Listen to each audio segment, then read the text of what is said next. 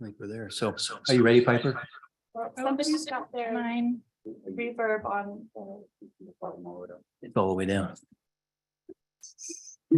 My volume's all the way down. If that's me.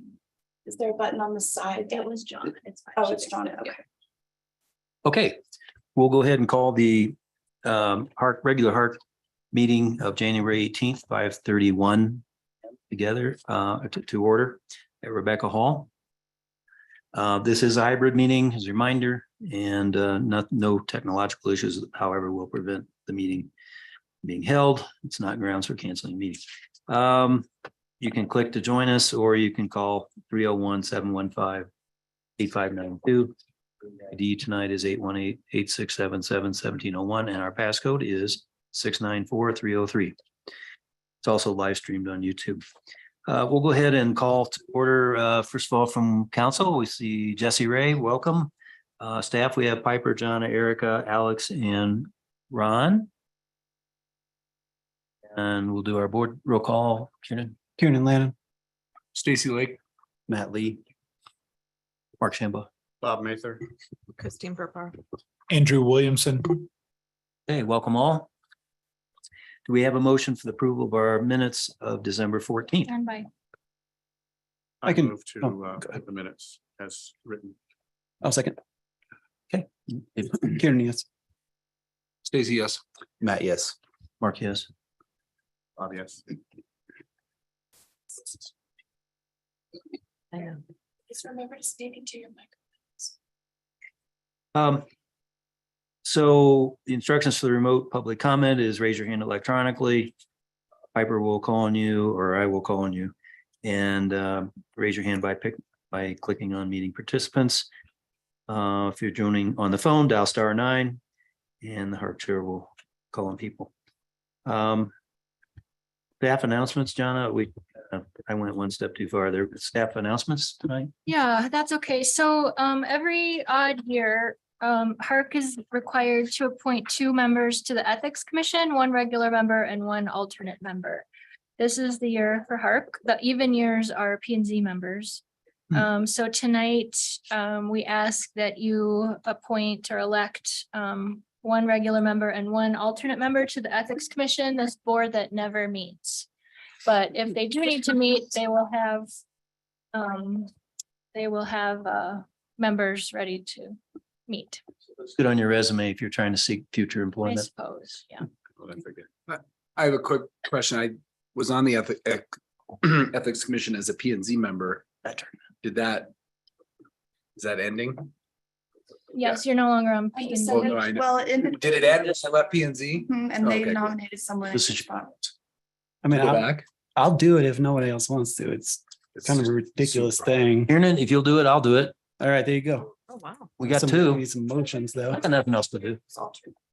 Sorry? I need a motion for the regular, which one of you is regular and which one of you is the alternate? I would like to make a motion to nominate Kieran to be for the regular seat. I defer to And I'll make a motion for Mark for the alternate seat. I'll second both of those. that. We vote on this because we made a motion. Yep. Yep. So we have to. I mean, Yeah, you can. sure. Kieran, Proud. yes. Stacy, yes. Matt, yes. Mark, proud of it. Bob, yes. Okay. Okay, one more reminder about the Saving Places Conference coming up February 8th through the 10th. It's being held live in Boulder or online. If you'd like to attend either way or both, please let me know soon, as they are taking registrations now. I will be attending virtually. Like to sign up virtually, if you could sign me up. Okay. Anyone else? Is it? Or train. February 8th through 10th. You can pick your class Do it online. online. Oh, can I see that? I'll just tell you after. Yep. Yeah, let Jonna know soon, like maybe this week if you know your schedule.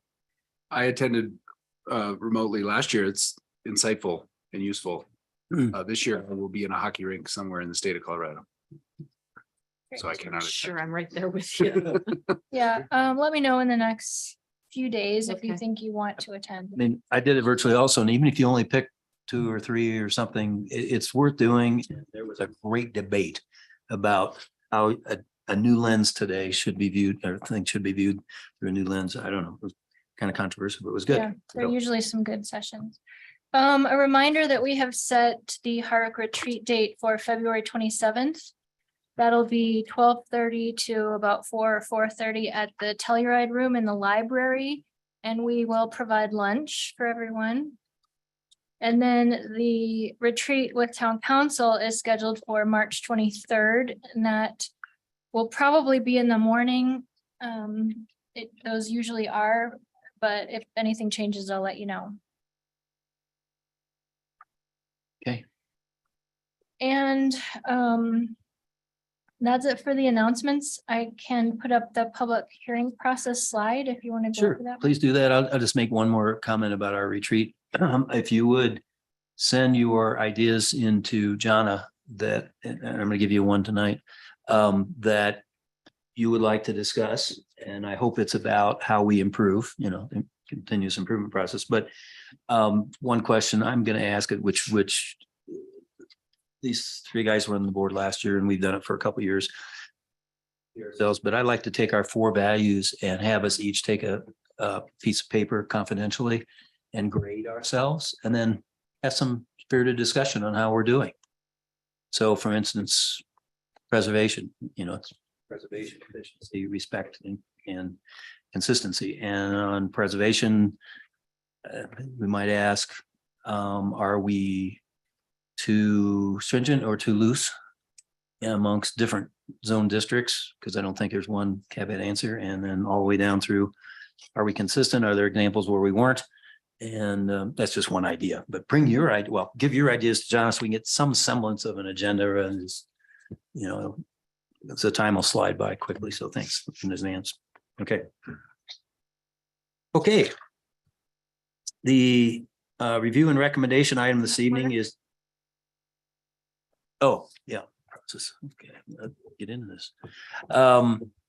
Is a reminder of the 8 steps of the public hearing process. The HARC chair will introduce the project. Staff gives the presentation and answers all the board's questions. The applicant will then give the presentation and answer the board's questions, which we ask to be less than 30 minutes, please. In your presentation, the public will be invited to make comments on a specific project. We ask you to be 3 minutes or less per person, so everybody has a chance. And dialogue is not allowed between public applicants and HARC members. The applicant may address any comments made by the public, and then the public comment ends, and the applicant then can rebut any comments made by the public, and then the board will deliberate. So that's the process. And I think we're ready for the first item. I thought of actually 2 other things real quick. I just want to repeat for the last item on the agenda tonight, 3 HARC members are recused. After you recuse yourselves, the remaining members need to elect a temporary chairperson for that one item, because our 3 previously elected chairs are all recused. Can we can't vote on the project or anything. Can we suggest a chair? No, it's among the remaining non-recused. All right, we'll let you fight it out. We got it. We got it. Okay. It's- Yeah. And Okay. then before you announce the review and recommendation item, Ron is going to be presenting this. He's having technical problems with his audio. I have him on my speakerphone, so I'm going to put my speakerphone up to the microphone, and hopefully you can hear him. And I will navigate his presentation while he speaks. So hopefully that will work. I think so. Can you hear me, Ron? Yeah. Okay. Okay, Can you hear me? Is this it? yes. Is We're this good. I'm work? just going to introduce it, Ron, and here we go. So Okay, our R&R tonight is land use code amendments. It's the review and recommendation by HARC to the P and Z Commission regarding amending the land use code Article 3, zone district regulations, Article 5, development review procedures, Article 6, land use and development applications, and Article 7, HARC review for the purpose of establishing new requirements for public hearings and meeting notices. You saw tiered notices, staff member Ron Corals. Ron? Yeah, good evening. Hopefully you can hear me. If you cannot, let me know. We can hear Um, you. Yep. Good, great.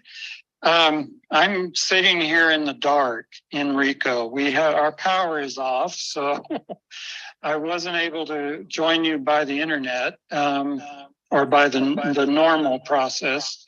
So I'm on my phone, and hopefully I can get through this and make some sense. So what we're trying to do, we're trying to simplify and clarify the noticing procedures for public meetings, public hearings that are considered by the Planning Zoning Commission, HARC, and in some cases, Town Council. In summary, we're trying to create a hierarchy of noticing levels that can easily be referenced. If you've navigated or tried to navigate the land use code, you probably know how difficult it is to determine, which applications require 15-day notices, which require public signs, which require newspaper notifications. It's difficult to navigate. So we're trying to make it something that's a lot easier to utilize. The second thing is we're going to try to make the deadline notices consistent. Right now, we require 10-day notices for some things, 15-day notices for some public or some newspaper notifications, 10-day notices for other newspaper notifications. We're going to standardize that. So the first change is to create these 4 categories: newspaper publication of notice, mailing of notice, posting of sign notice, and town website publication notice. Right now, it's in our code, but it's difficult because it's not, each of these items are not categorized separately. You just have to kind of read it and understand which section applies. The second change is to create new levels of notice to standardize notice. For example, we have a notice level 1, which is the sign posting and town website notification. Notice level 2, which would be newspaper notice and town website notice. Notice level 3 would be mailing notice, sign posting, and town website. And then our notice level 4 would be the newspaper notification, mail out notices, sign posting, and the town website. I've got a couple of examples for applications that are taken through for consideration by HARC. Notice level 1 would apply to the work sessions, which are actually not public hearings, but public meetings. And then notice level 2 would apply to all other HARC applications. The second change is to create a standard noticing deadlines. As I stated, right now, some of the applications require 10-day notices, some require 15-day notices, depending on the type of notice and the type of application. So we've made this simple. We just simply indicate there's a 15-day notice, or prior to the public hearing, there's the 15-day notice for all of the items: newspaper, mailing notice, sign posting, and then the town's website publication. Finally, we are trying to, these are works in progress. We're trying to design new signs that will include the QR code that passerby or people that pass these signs can access the public notice requirements or information by the QR code. We're also trying to eliminate the process of creating new signs for every application. What we're trying to accomplish is a sign that we can use over and over again. We think this would be more environmentally conscious and would be more responsible. But these are works in progress, something that we are trying to accomplish. And with that, that's my presentation. Hopefully it made sense over the phone, and I'll try to answer any questions. So Ron, basically it's standardization, looking for consistency and some new uniform standards. Seems kind of housekeeping to me, but is that the right word? That's probably the best word. It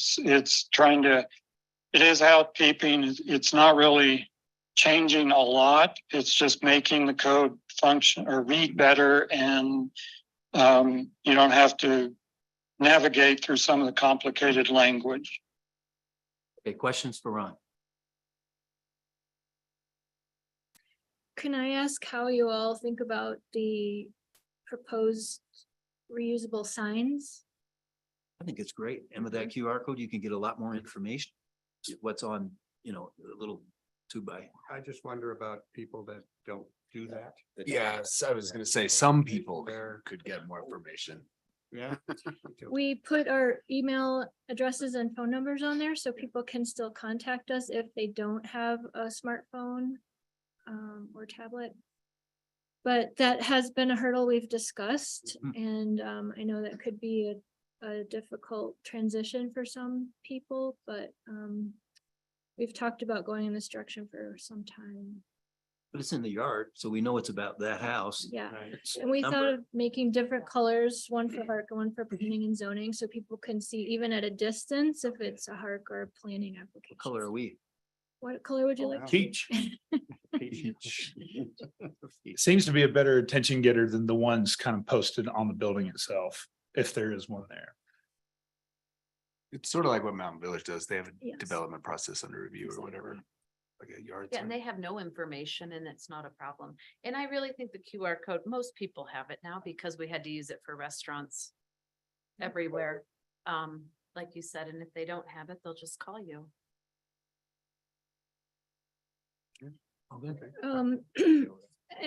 I think Ron provided a proposed motion in the memo. Yeah, I got it. If you Okay. want. I move to recommend a P and Z approval of the amendment to the Land Use Code, Article 3, Zone District Regulations, Article 5, Development Review Procedures, Article 6, Land Use and Development Applications, and Article 7, Historic and Architectural Review, for the purpose of establishing new requirements for public hearing and meeting notices with the LUC amendment language attached to the staff memorandum dated January 6, 2023, and with the findings of the staff memorandum dated January 6, 2023. This motion is based on evidence and testimony provided at a public hearing held on January 18th, 2023, with notice of such hearing provided as required by the Telluride Land Use Code. Matt will second. Karen, yes. Stacy, yes. Matt, yes. Mark, yes. Bob, yes. Very good. Okay, we'll move on Thanks, to Ron. the work session, and Thank you. as a footnote, there's projects in already this last couple of months, and maybe even a project tonight that could benefit from this, so we certainly encourage it, and we thank you for bringing a work session. Some people think it's an extra step, but actually it can save steps. So Cornell Salem SOM addition, the work session discuss potential addition to a rated and local landmark structure per land use code section 5201C. It's lot B, block 3, West Telluride edition at 427 West Columbia. It's in the historic residential district. Bud Som is the owner, applicant Eric Cummings, architect, and staff member Erica Jensen. Thank you. All right, this is a work session for a potential addition at 427 West Columbia. It is located in the historic residential zone district and the historic residential treatment area, and it is inside the historic district. The house is contributing to the district and is also a local landmark. For our newer HARC members, a contributing building means that it exists in comparatively original condition or that it has been appropriately restored and it clearly contributes to the historic significance of the district.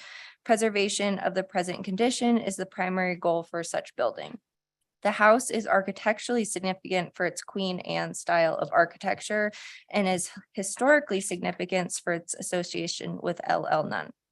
A back addition was constructed in the late 1990s and the secondary structure is non-historic. As you can see from the Sanborn maps, there were relatively minor changes from 1893 to 1908 with only the back of the structure changing and a small front porch being added. HARC is requested to provide general feedback on the proposed addition and the proposed window wells on the rated structure. And as a reminder, HARC's review at a work session is not intended to vest the applicant or public with any reliance as to the outcome of the formal development review process. And since we have some newer HARC members that haven't done work sessions before, I would just encourage really detailed feedback. It really does help the applicant as they develop their proposal. And we have the applicant with us here tonight. Thank you.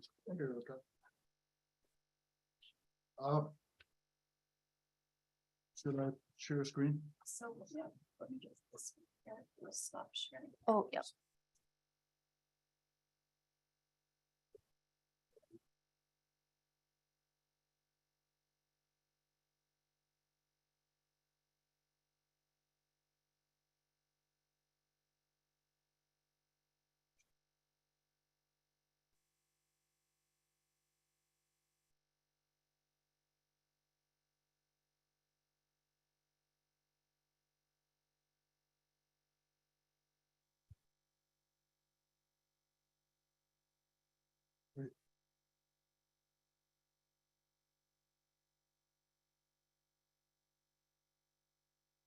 Okay. Thank you all for showing up through the snowstorm. I'll just keep my presentation pretty brief. I just want to hear from you all, get your suggestions.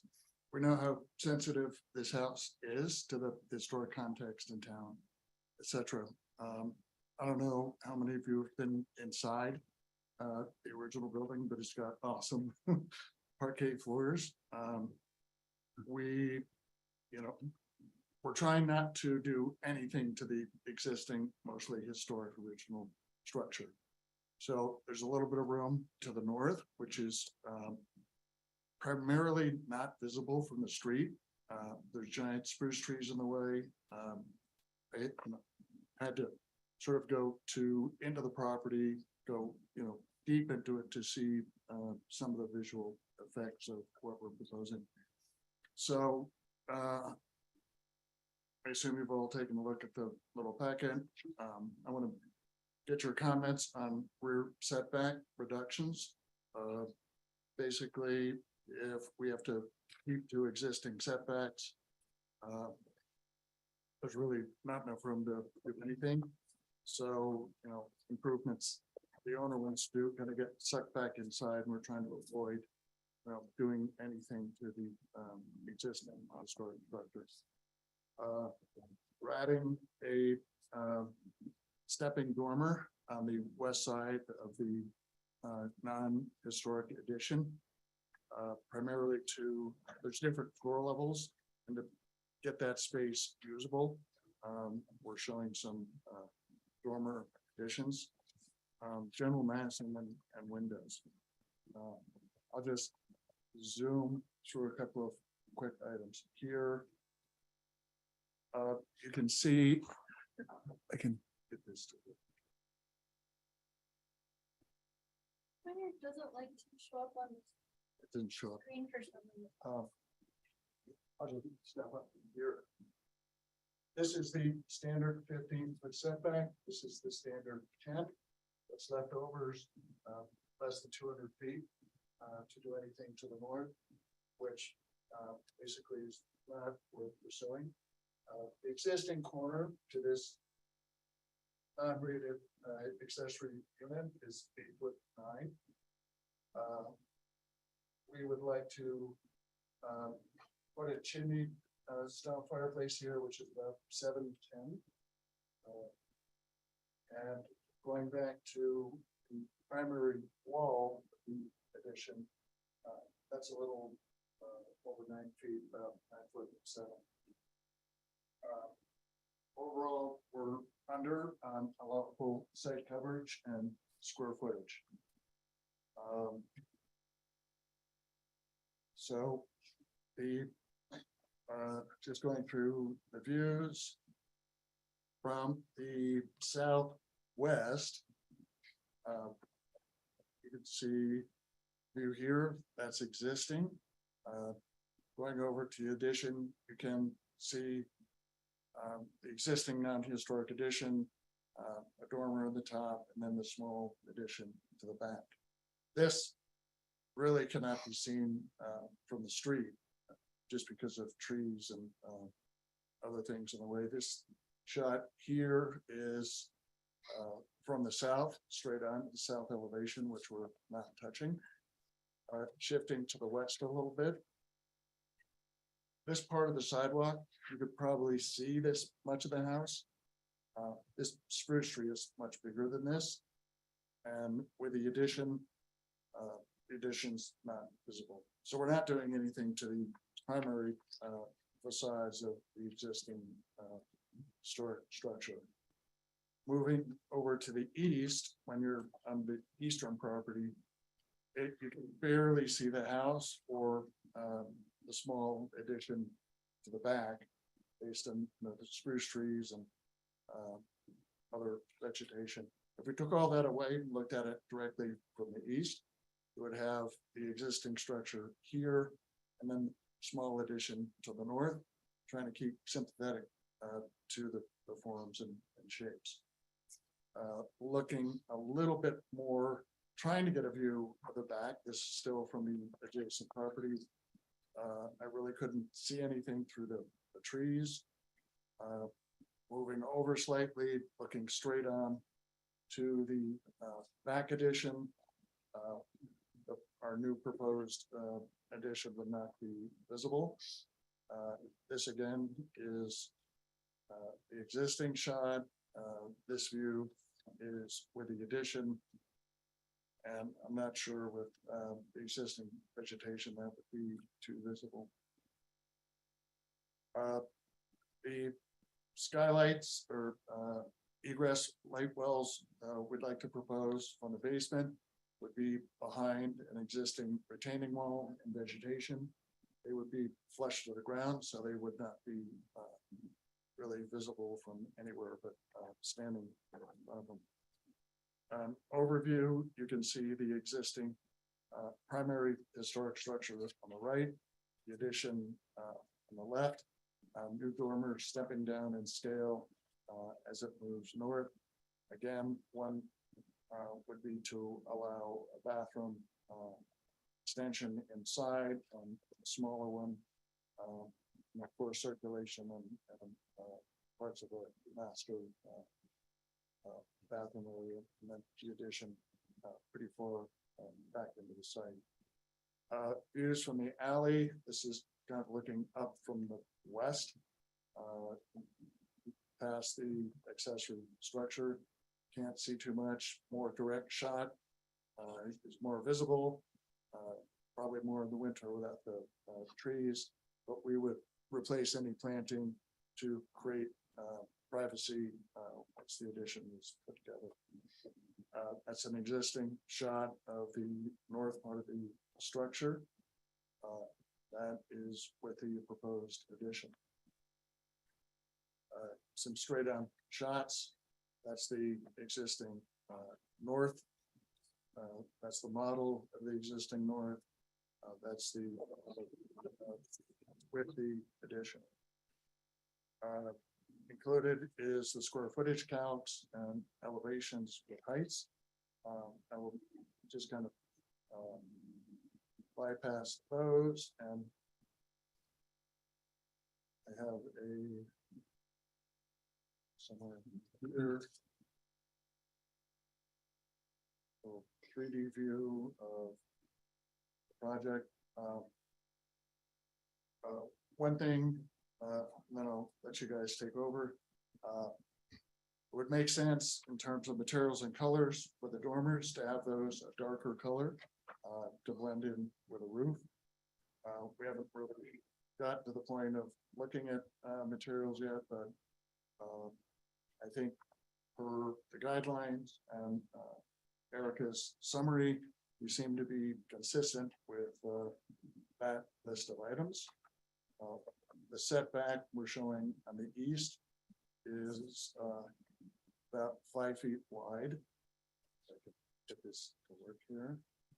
And, you know, perhaps that's a different color. And it's a lower roof.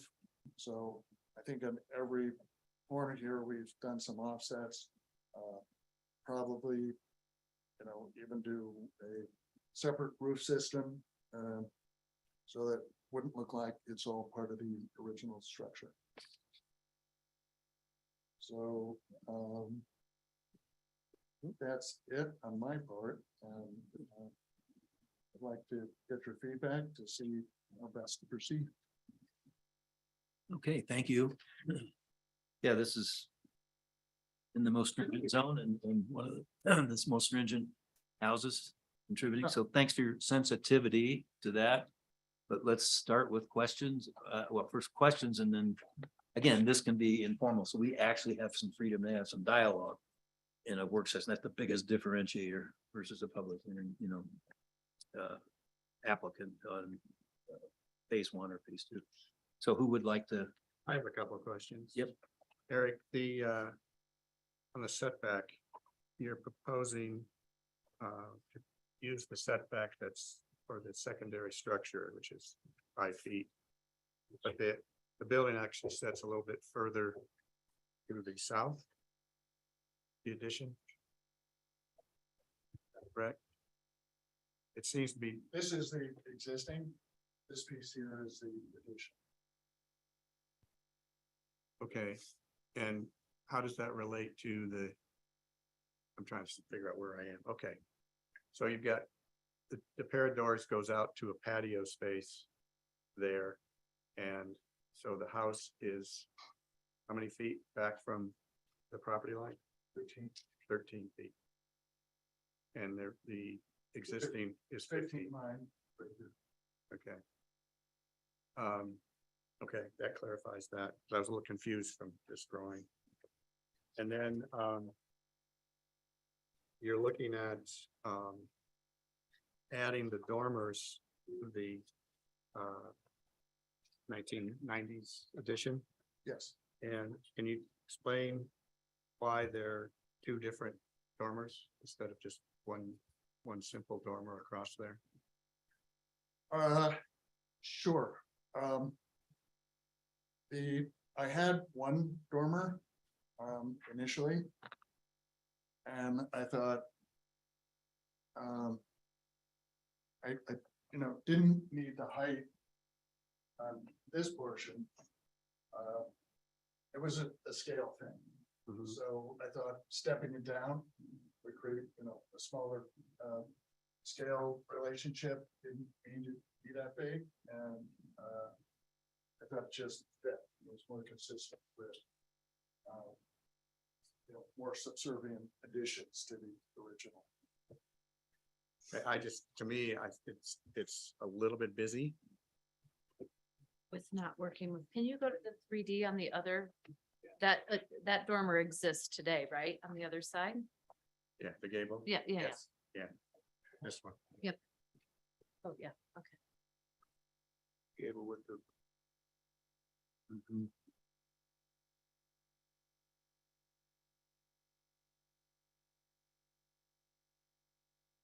I just think the house itself is very simple. The addition, the 1990s edition is a little more fussy. But I think that keeping with the simplicity of the existing house, which is so important to the town, that something simpler there would make sense to me. And the dormer's got two heights, right? Right. So, I mean, to reduce the height and scale of that was the right move. So the question is, how can you simplify the dormer a little bit? Yeah, what you're saying. And I see the same thing. I'm sorry, I thought your concern was about the opposite dormer along with The the existing shed one? dormers. Yeah, the existing Yeah. dormers. Nothing we can do about that.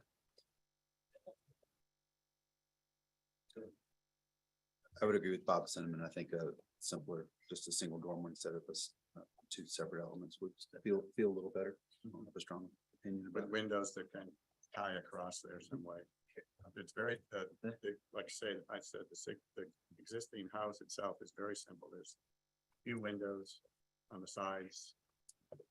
And picking up that high window on the main house, on the existing house, the original house, or those dormers might be, you know, something to do. To look at. But overall, I think it's like the connection, that we're dropping that roof between the 1990s and the new. The height of the new is almost identical to the 1990s edition, correct? The peak, The ridge is a little bit, but it's close. this ridge is a little bit above this. Like- It's like within the footage. I think it's dimension that. I don't remember seeing 44, that. 2, 48. I can't quite read it. 8. It looks like it's 4, 6 inches taller. If I could read. It's got-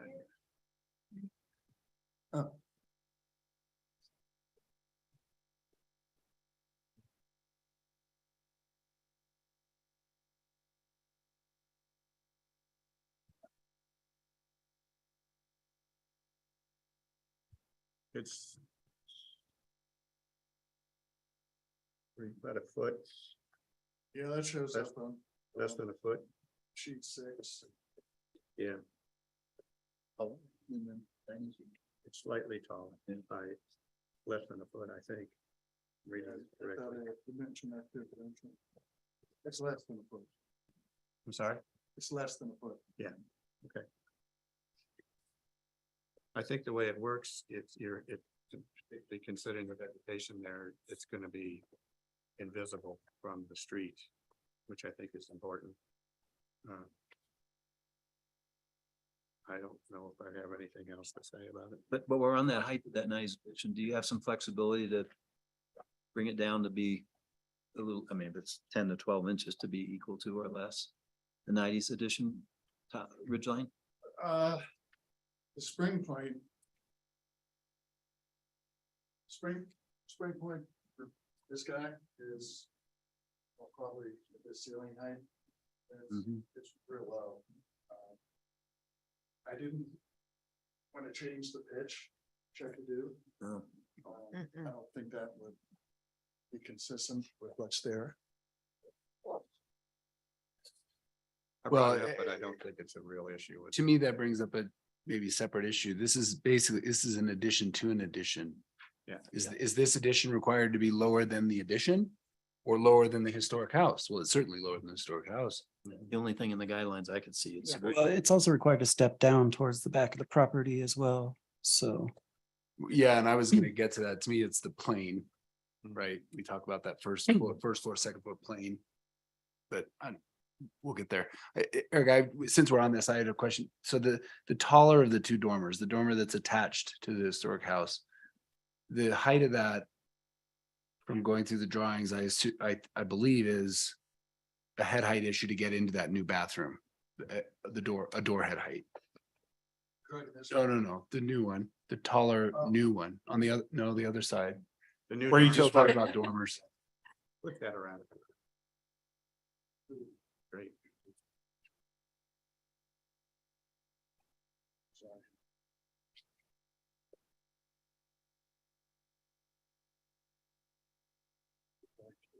Okay. There you go. Which one? The taller. So from the plan drawings, there's a door into a new bathroom. Yeah. So the roof height of that taller dormer is set by the door head height, is Well, that, the doors, back in here, I've got an 8-foot spring point here. so it could come down some. So it could come down and across, and it would be simpler And lower. and lower. The floor here is probably 18 inches lower. The floor in, this portion. So we actually have to build the floor up to have it access. I'm sympathetic to Bob, what Bob's concern is that the complexity of what's going on inside is expressing itself on the outside, perhaps too much, given the simplicity of everything else. Yeah. So I don't want to propose bringing that higher roof across. I'm adding mass, which is what I don't necessarily want to do. But if there's like an exchange, a little down and then across, maybe it simplifies. No, I agree. Actually, it was the one piece and I thought, well, they're gonna want it to break down and scale. So I'll break it down and scale. Well, and then the only other concern I have is because that's the only place anything proposed touches the historic. And so now we're removing historic material. Mhm. That's a concern.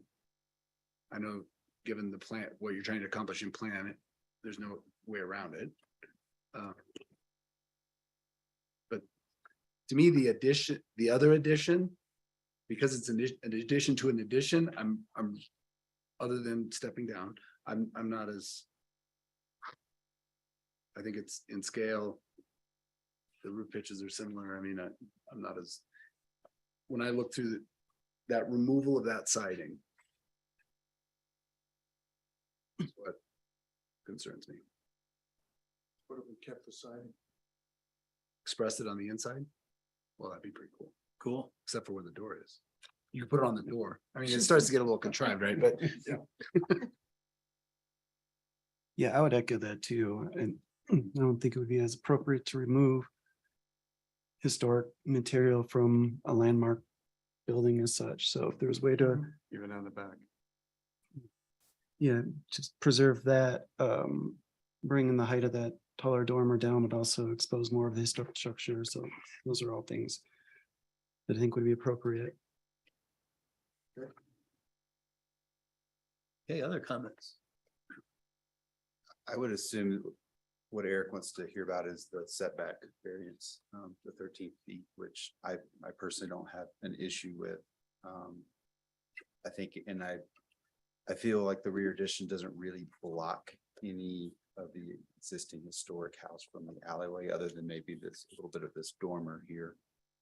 So I think really I think it'd be good to everyone comment on whether they feel the variance to the setback is appropriate. I feel it's appropriate because of the existing secondary structure, which is at 5 feet. Right. And with the other structures along that alleyway that are within that zone.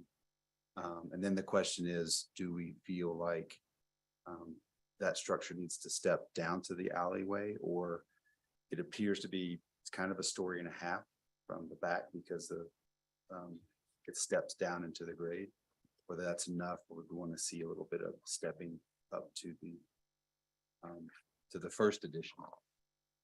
Let's try a straw poll using that tool. I'm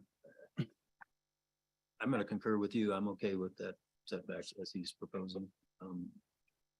Straw poll. I'm fine with setback for one important reason. It's a kind of a one way, not oft traveled alley. We're not dealing with an alleyscape here the way sometimes we think of them. And there's nothing in the alley section that differentiates, but it's not as much of a concern. I don't have a problem I'm with setback. good with setbacks. So what about this step down? So we can give them something to go away with here. Stacy, what you were, Well, saying- we talk about this often, right? It's a 2-story plane. And there's the deck there protruding. I don't think that deck is enough to satisfy stepping down. Now, as I often do, I could argue the other point, this does step down from the historic to the alley. Yeah.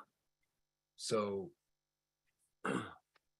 And because of what I just said about this alley being somewhat secluded, if you will.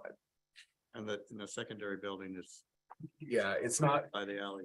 that's not my biggest concern. It's something considered. From that, from coming from the west, walking from the west, if you're in that alley, you wouldn't see it until. Until you're you got right on it. Right. No, no, that it's really that obtrusive. About Chris and Andrew, any comment about step down or not? To the alley further. I think it should further step down.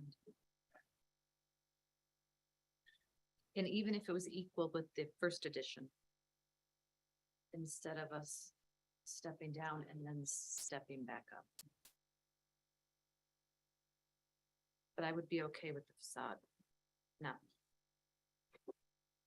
mean, lowering the whole thing. just lowering the new addition. You said what that's an 8-foot plate height? Up there, looks like spring. Spring Point, I yep. think so.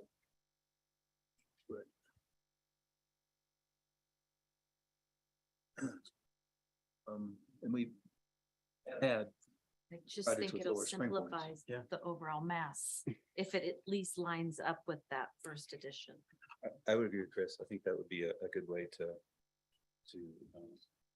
make this work. If you look at the existing elevation of that addition, it's a flat plane as well, right? It's got a little bit of a false roof. Try to break down some of the scale, but it's really kind of similar. So if it was to match that ridge height, it's sort of replicating the same thing. It's a little closer to the alley, but then there are elements like the chimney and the deck that help to kind of break the scale down a little bit more. and we're within 12 inches of that or less, right? It's close, we think. It's not very far. Well, I think that would look better than a step down because the step down is gonna add complexity to the look rather than a simple It's clean not, line. it's not that big of addition that you step the roof, Yeah. completely step the roof down in a piece of it. Doesn't make sense. Andrew, what do you think? I'm kind of on the same page with Chris and Matt. And I agree with what Bob just said. It would be a little fussy to step down that form. Yeah. Best we can give him the simplicity of the main house. You don't want to bust it up. Architectural terms. Bus, Bust it up. Any interest in doing any work to that eastern dormer? Remove it completely. The existing one? Yeah. Just a bit of a fussy form there. Oh, the gable. Yeah, unfortunately, the primary roof to floor is a 4-foot spring point. 4 foot? We're 8 foot here? Well, Say that again? see how low that gets? This is gotcha, 4 yeah. feet. Both sides. So that roof comes way down. Yeah. So. That's the reason, for this thing. Okay. And I have another question on the first edition. Is the material match the historical house? Yes, Uh-oh. Who passed that? New, Was in the 90s. Yeah. I just, Well, these were all trend lines. The corners. it's those. the 12 inches. What would you guys feel about, Eric, what would you feel about the addition, both additions having the same roof material so that it kind of keeps the historic? Yeah. As though it would. I That's thought my a problem. different roof was better, just so it didn't look like a, monster original house and it differentiated. I know shingles are, more appropriate for the original historic structure. It just, to me, it just felt like it wanted to be a little bit more different identity. The secondary structure is metal, correct? Roof, metal roof. According to George's drawings, it was. I don't know if it still is. Oh. Secondary Little structure. cabin to the Yeah, side? yeah. I think so. Yeah, I think the time to change roofing materials was in the 90s edition, right? And then we could have been homogeneous with. the- That's what Matt's asking. But I think it's too late. I mean, I don't know. I guess I could take this one way and, Yeah. and just say that, you know, the secondary structure with the metal roof, this is kind of in line with it. Having a different roof. Mm. Doesn't bother me. Roof material. He's got the gables the same. We can drop it a little bit. Or just so clearly it is lower than the 90s edition. I think that would make sense. Other comments, suggestions, questions? I'm curious about the window proportions of the new addition. It's a little more square. Wonder how we feel about that. Does that help differentiate it between the historic, or would we like to see those more vertical proportion?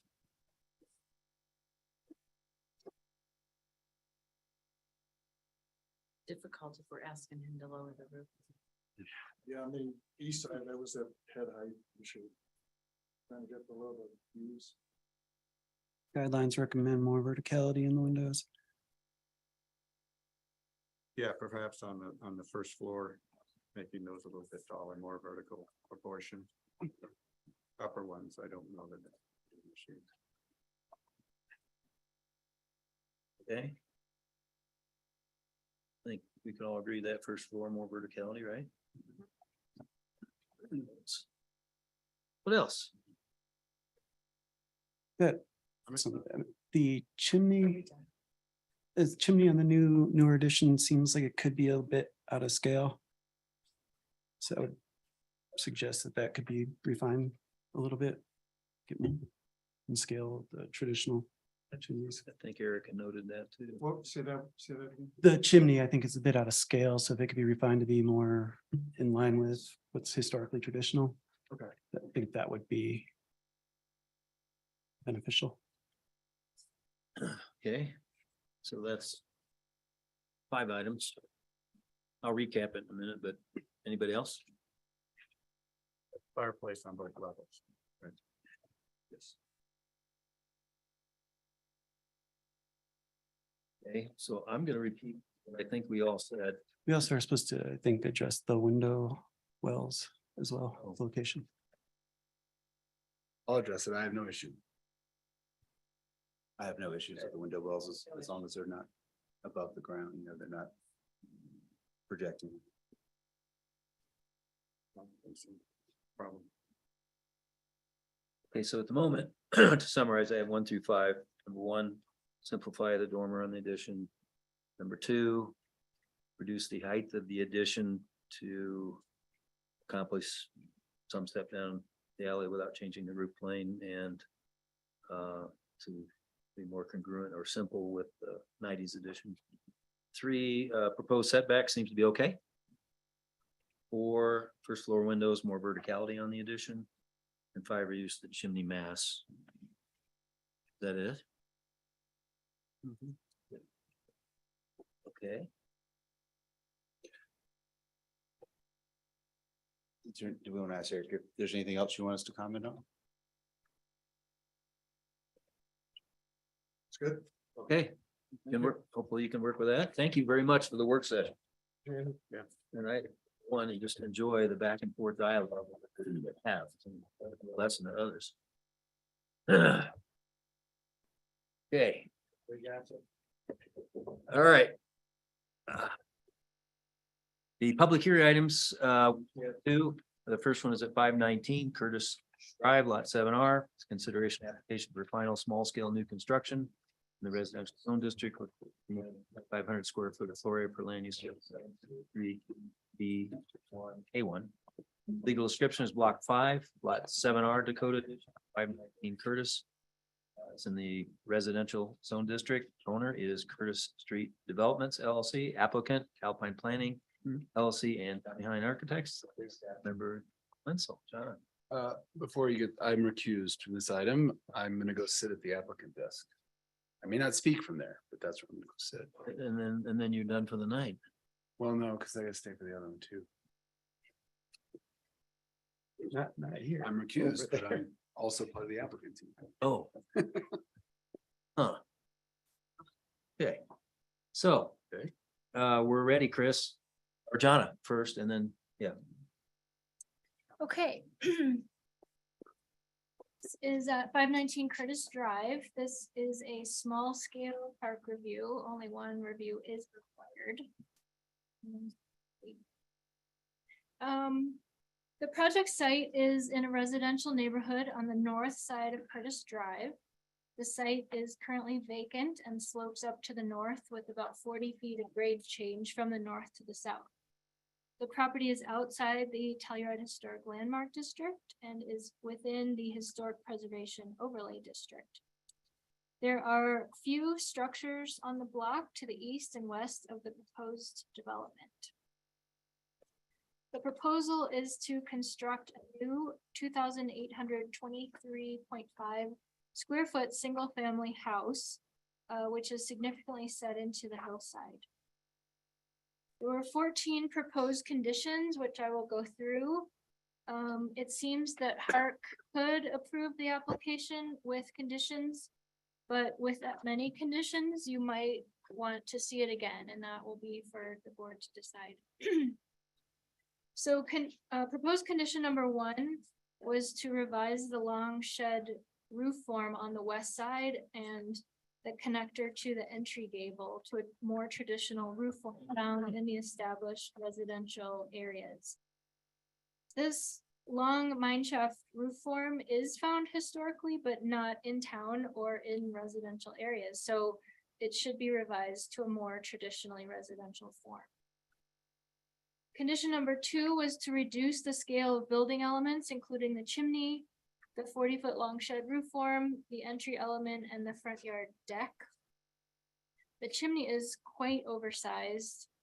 The shed roof I just mentioned and the front yard patio, which extends to the property line, are out of scale with building elements found traditionally in residential areas of town. Condition number 3 was to restudy the orientation of the primary gable. The design guidelines suggest that the primary gable should be oriented perpendicular to the street. I will say that on the hillside, it's not too unusual to see the ridge line parallel to the street. So the board should discuss this condition. Condition number 4 was to significantly reduce the amount of glazing at level 2 on the south facade. I think you can see that here above the deck. Condition number 5 was to step or terrace the grade to reduce the height of retaining walls to no more than 4 feet. The guidelines speak to this pretty specifically. The retaining wall in the back, I believe, goes up to 9 feet. Granted, it's not visible from the street, but it would be visible from up above in the Judd Lee. Condition number 6 was to remove the enclosed trash and bike storage area out of the required side yard setback. So trash storage or trash enclosures are frequently permitted in the side yard setback, but it can't enclose floor area. Those trash enclosures have to be open and transparent. This one seems to be integrated into the foundation, and it appears to enclose floor area because it's entirely enclosed by walls and a roof. So therefore, it should respect the required side yard setback, which on this lot would be 5 feet.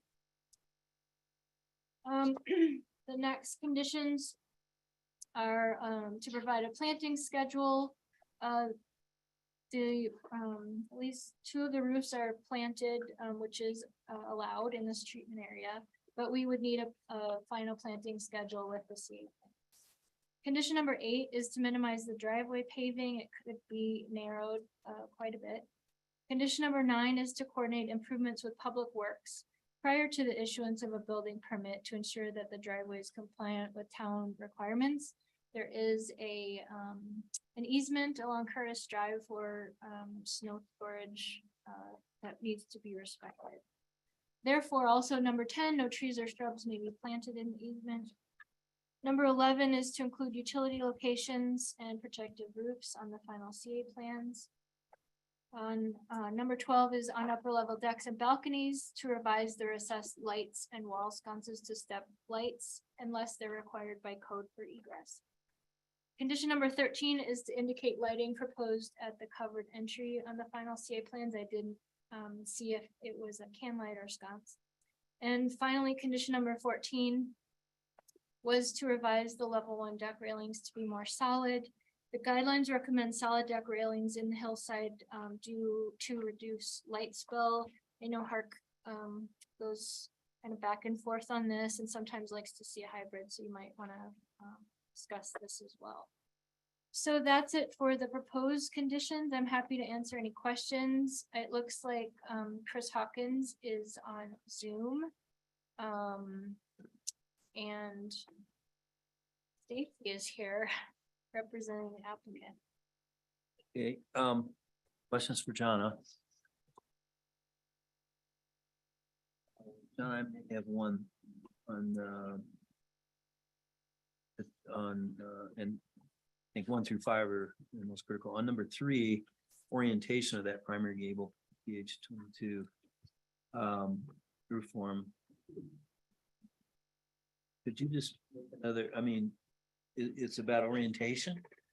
What caught your eye there? It's about the orientation of the ridge of the gable, and the guideline speaks to ridges being perpendicular to the street so that the gable faces the street. That's traditional.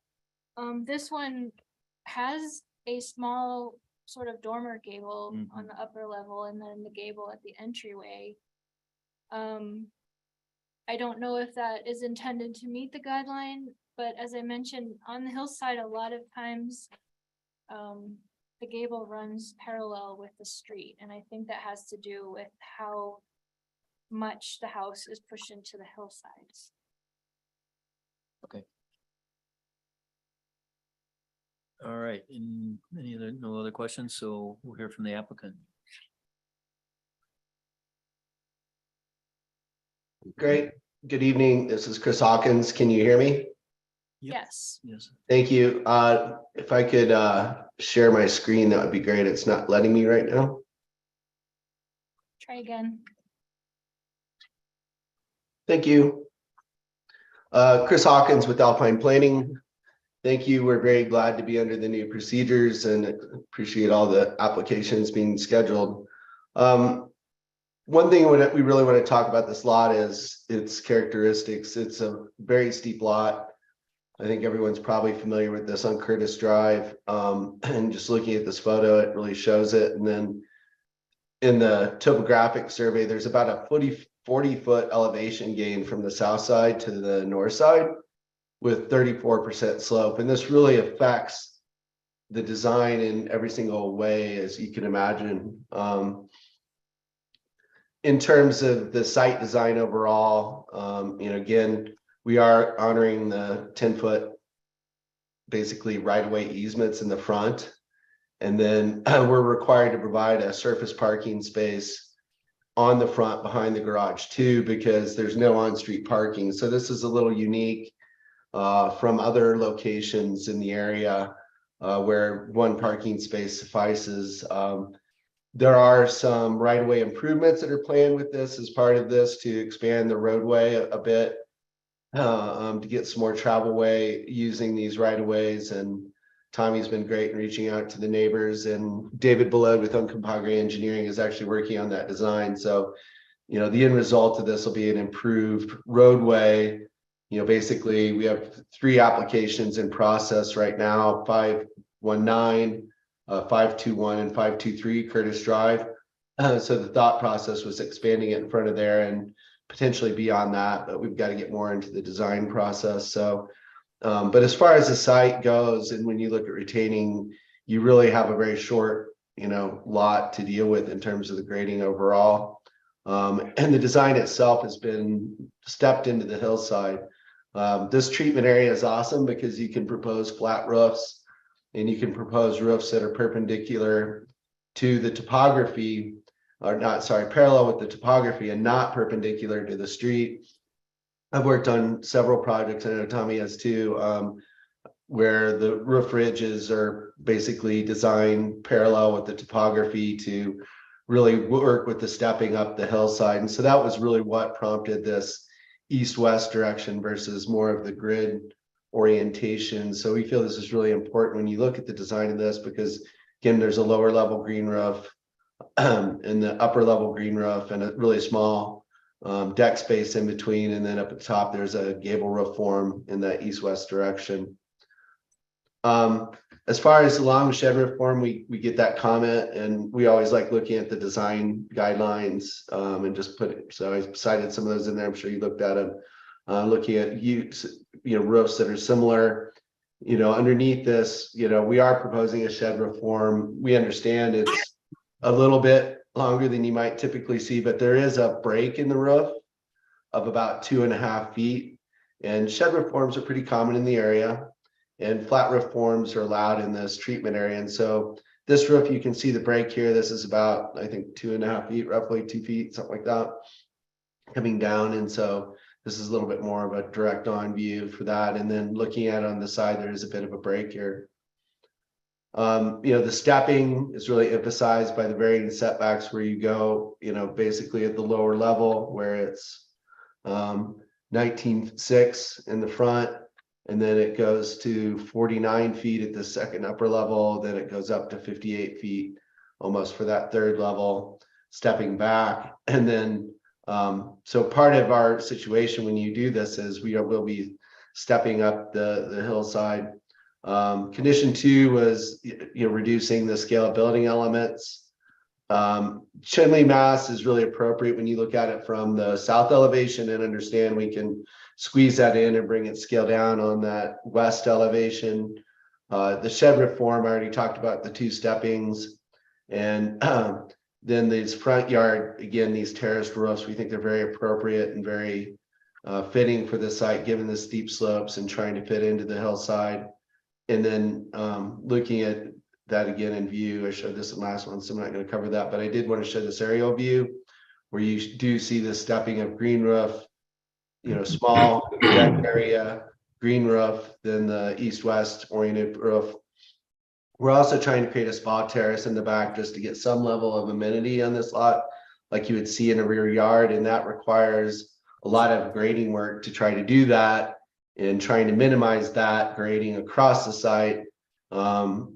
Every engineer we work with says it's better to have those taller walls to minimize site disturbance. And this is just an image of this deck. It's really relatively narrow deck for its function. So again, we think this is modest in comparison to other decks that have been out there. I've already talked about the primary gable orientation, not going to reiterate that again and why that's been proposed. Really, it's not feasible in this instance just because of the stepping. And then in terms of the, let me get down here.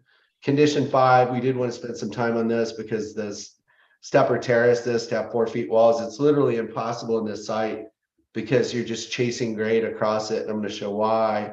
We really have minimized those walls to the minimum necessary.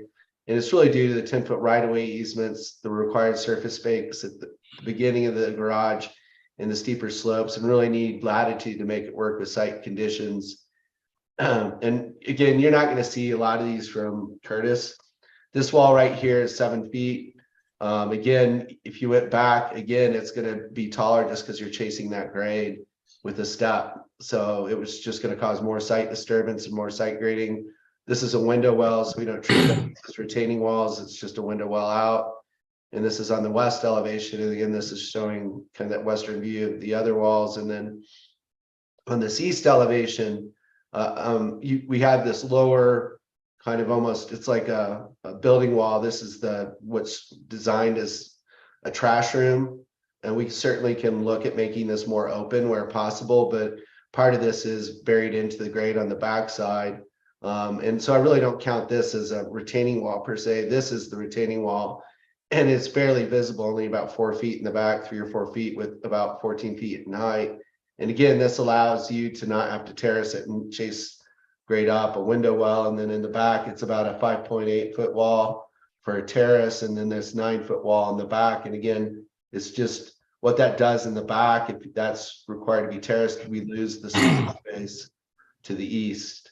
Again, it's just a very challenging lot, as I'm sure you've seen on this. Condition number 6, this is in regards to this trash room. It is open about 7.8 feet right here. And I've asked Tommy, I'm not sure if we can open it more on this side or not, with like perforated metal, just to get more of an opening. And then, so it is open. It's just a matter of how much is open for it not to count as building, I guess. I know there was some interpretation in the past on that.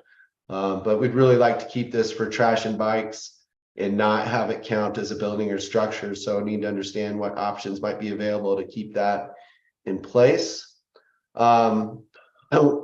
We agree with the other HARC conditions, and we're respectfully requesting the elimination of condition 5 for the retaining wall heights as presented, and condition number 3, keeping the main roof form as presented with the east-west gable and flat green roof stepping up the hillside. And I know Tommy's here and would love to hear a little bit more about the design where I didn't cover something.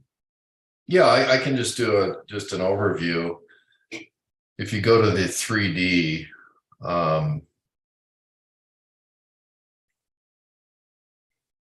is there an overhead view? Yeah, I guess, can you zoom in on the context view?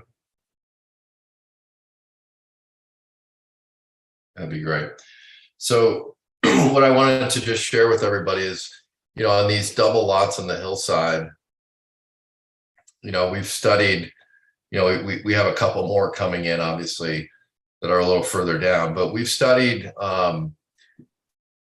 the different gable directions. And, on the thinner lots, I think the 25-foot lots, I think the gable facing, with the grid makes sense. I think on these wider lots, especially these steeper slopes, I think turning the gable in this zone district and this treatment area, I think it's the most subtle, and it's the most fitting with the topography, because we're basically enhancing, as part of the guidelines say, we're enhancing and we're relating to the slope itself.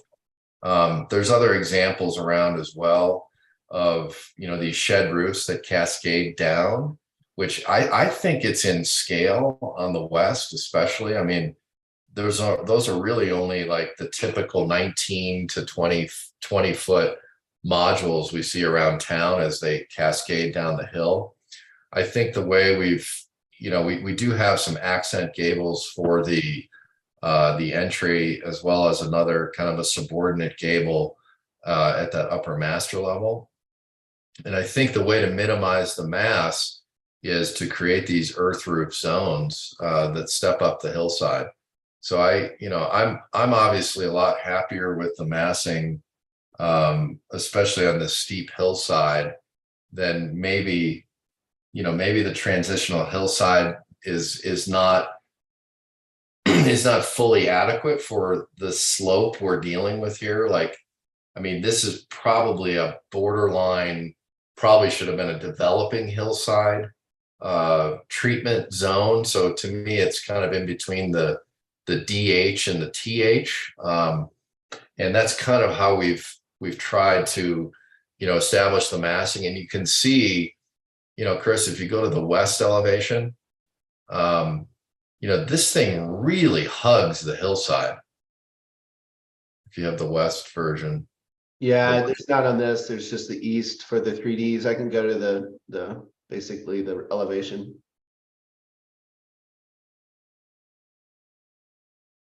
But I just wanted to point out just how, how it really, even the roof pitch, the 4s and 5s and 612s are very compatible with this steep slope. And, the way they cascade down, I think this is really only 1 to 2 stories with the chimney above grade as it steps up the hillside. So I think it's appropriate. So I look forward to your guys' feedback, but because I think the massing is much closer than some of these conditions provide. Okay. We're glad to answer any questions you have, Mr. Chairman. Okay, go ahead. I have one. Bob. If you look at the south elevation, the chimney is on the west side and the fireplace is on the east side. The chimney is over top of a powder room. I don't understand what it's doing other than being a visual element. I think we had an elevator there at one time, didn't we? Well, the Charlie? elevator is actually behind the mass of the chimney. Yeah, I mean, It's not a chimney, it's not an elevator shaft. well, you know what, Bob, you got me. You got me. I think there was a reason architecturally at one time, and you know, I think it still works compositionally. Yeah. Other questions? Oh, there is an elevator there. Yeah. Yeah, it's behind the powder room. It might It's have been part of that shifted. massing, the wide width of it. Yeah, so that does accommodate that elevator, Bob. No, it doesn't. Look at your next plan up. The third floor in the roof plan where you see the mass of the chimney only overlaps the elevator by like a foot or so. Oh, we might have reduced the width then on that. So here's the chimney shown and here's the window well for reference. Yep. And here's the window well. Yeah, so it's maybe half the. Oh, I elevator. see. Yeah. Well, I think it works better, obviously, going just to the center line of the gable, Bob. Good question. Any other questions? He's just trying to bust me on architectural coordination. That's all that's happening there. I have a question. I mean, as we try to decide whether to approve it or continue it, 1 through 5 are the key elements, and you've commented on those. On number 5, what's preventing this from stepping back a little more in the hillside, which would help a few things? I don't know if it helps the height of the retaining walls, but mass and scale, but stepping it back further in the hillside, what's preventing that? Well, I mean, I think that's a complicated answer, right, Mark? It's right now the whole mass is only, I mean, if you know, we're really only about a story above grade.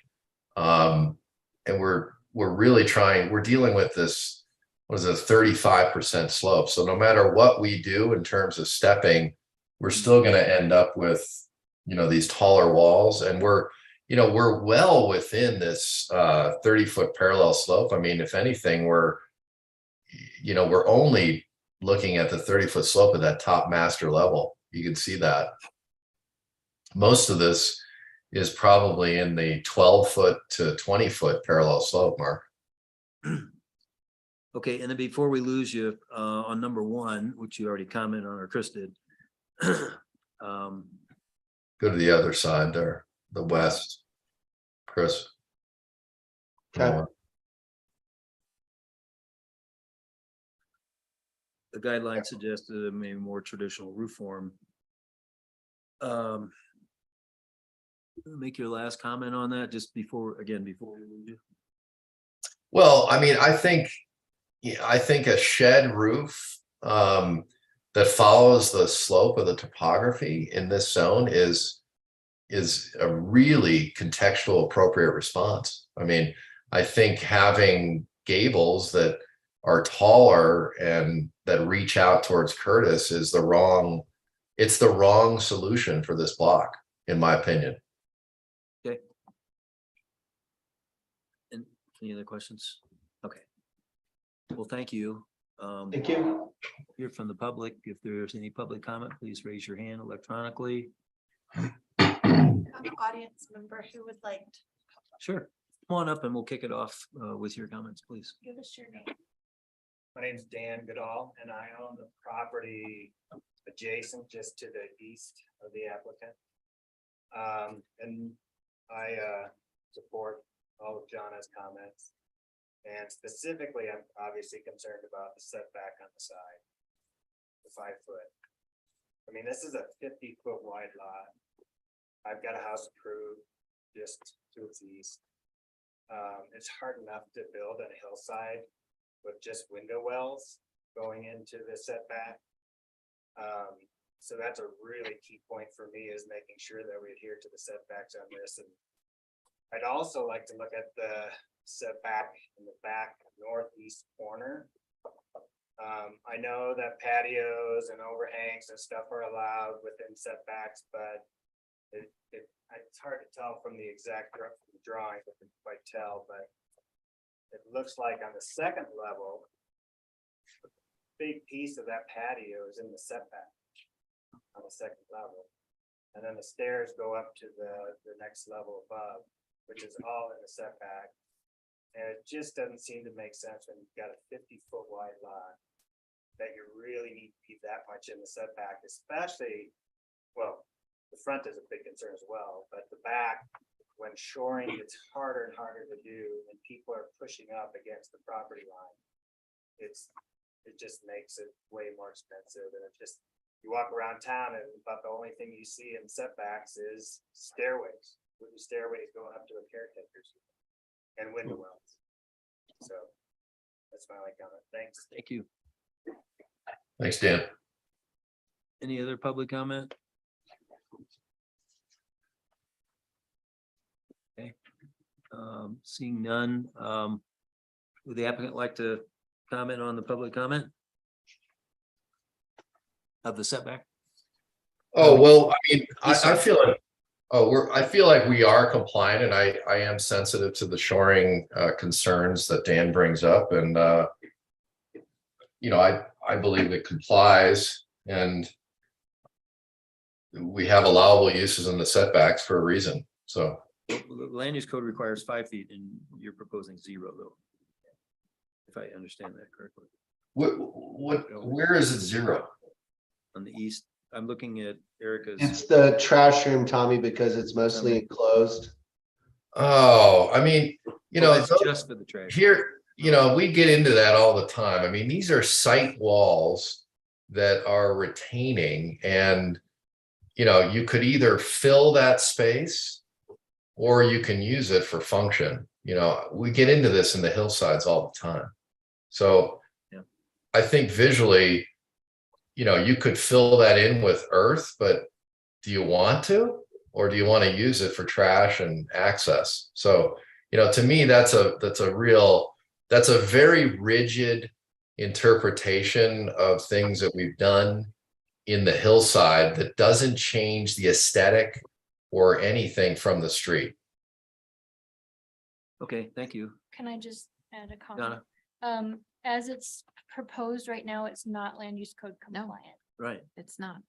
So I strongly encourage you to keep that condition, Yeah. because it will have to deal with it. at Well, some what I was giving the applicant a chance, it was they were rebutting to say that they could keep that access and trash, but move it west. I didn't see what was preventing them from moving it west 5 feet. Okay, you can deliberate, but Yeah. I just wanted to make that point Okay. that it will have to be made compliant Well, in some. I just brought it up because I wanted the applicant to be able to have the last word, so.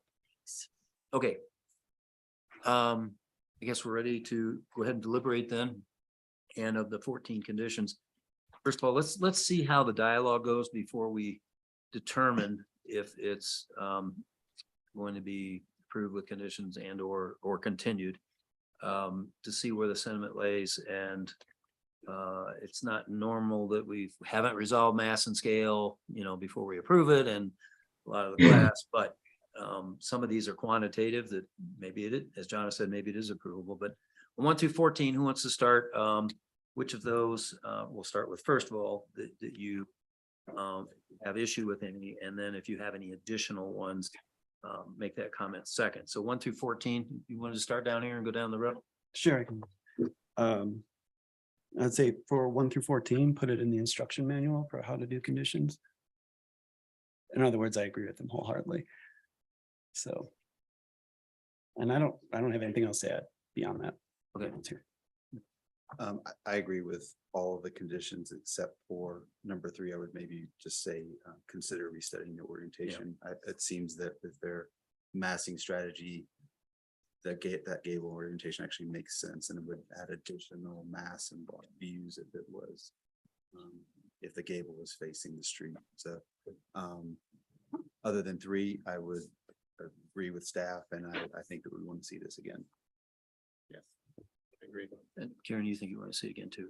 Yeah, 3 is the linchpin for that in particular. So Okay, well, I will have to say that because of this steep slope, I agree with Matt on going parallel with the topography rather than trying to force a vertical or a gable out towards the street on number 3, but the rest of John is, we talked about the setback at the end, but the rest of 1 through 14, I have to concur.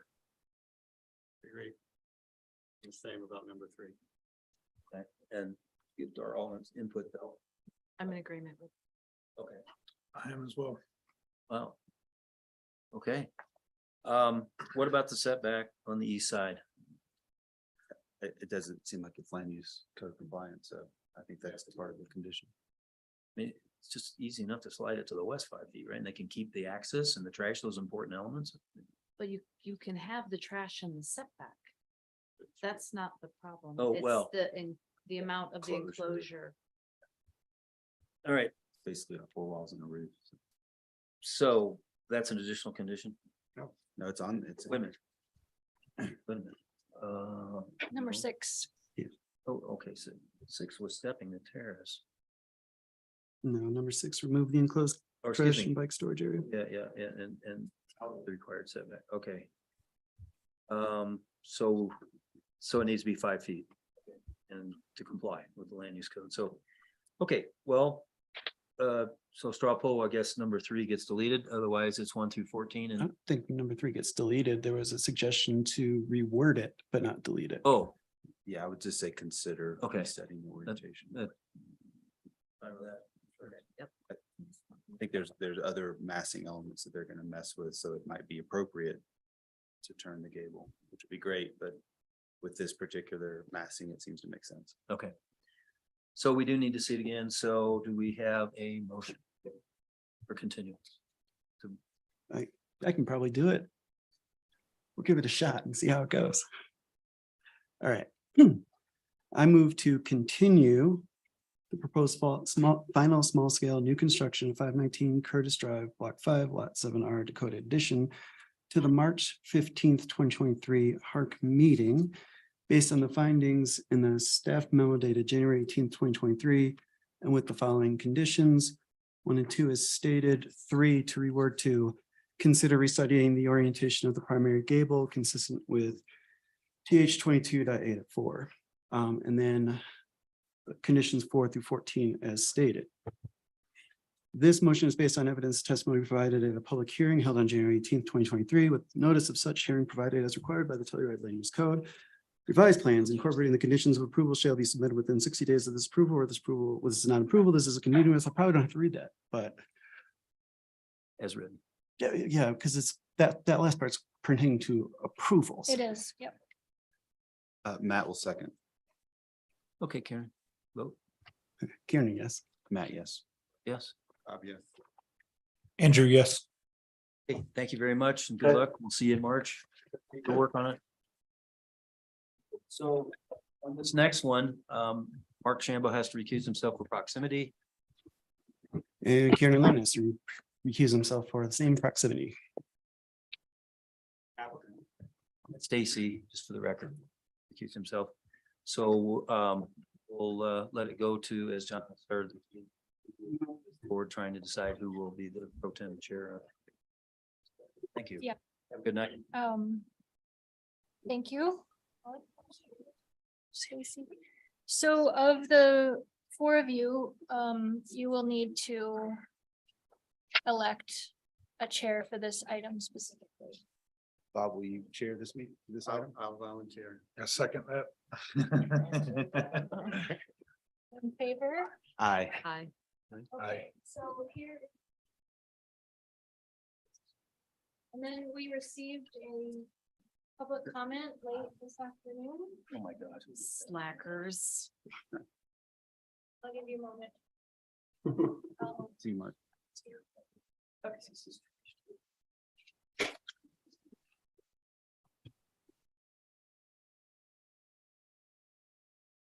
Okay. Pronounce bench, Bench. bench. Do I begin? You ready? Is everyone ready? Wait, maybe wait till Andrew comes. Yeah, Andrew's. 5-minute break.